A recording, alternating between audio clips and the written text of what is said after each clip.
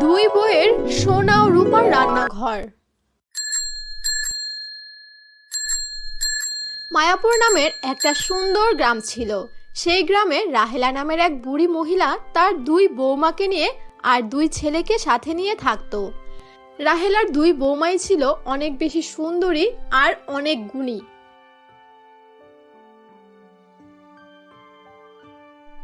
কিন্তু তারা একে অপরের সাথে সবসময় লেগেই থাকতো, কেউ কাউকে সহ্য করতে পারতো না। এই বিষয় নিয়ে রাহেলা খুবই চিন্তিত। ছোট বৌমা, তুই কোথায় রে?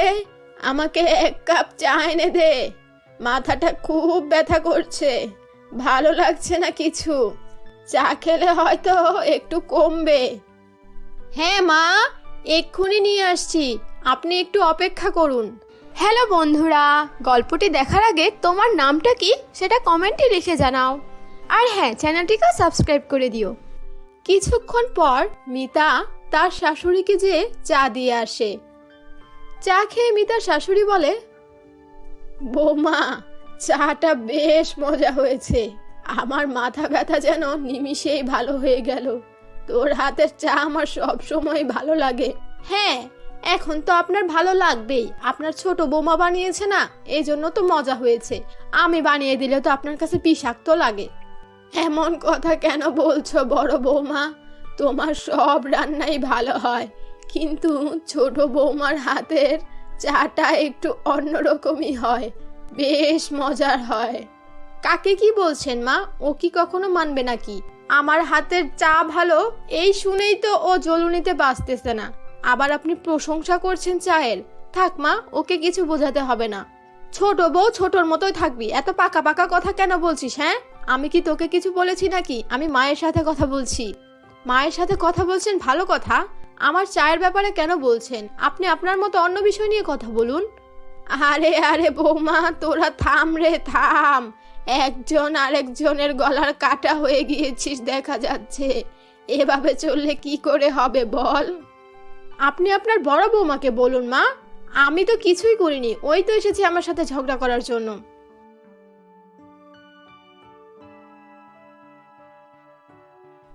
এইসব কিছু মিতা আর তানিশার শাশুড়ি সহ্য করতে না পেরে মনে মনে কি যেন একটা পড়লো।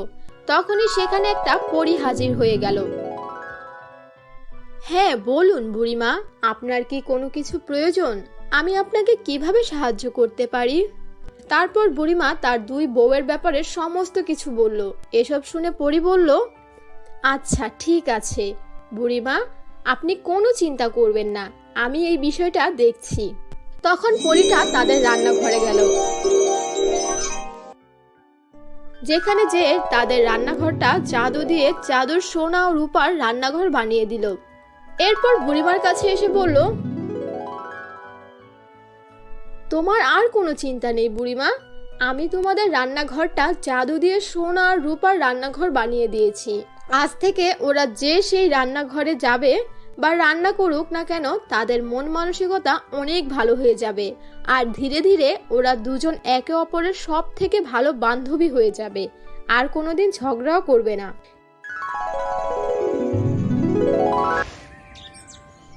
ঠিক সেরকমটাই হলো। পরের দিন তারা দুই বউ যখন রান্নাঘরে ঢুকলো, তাদের মন একদম ফ্রেশ হয়ে গেল।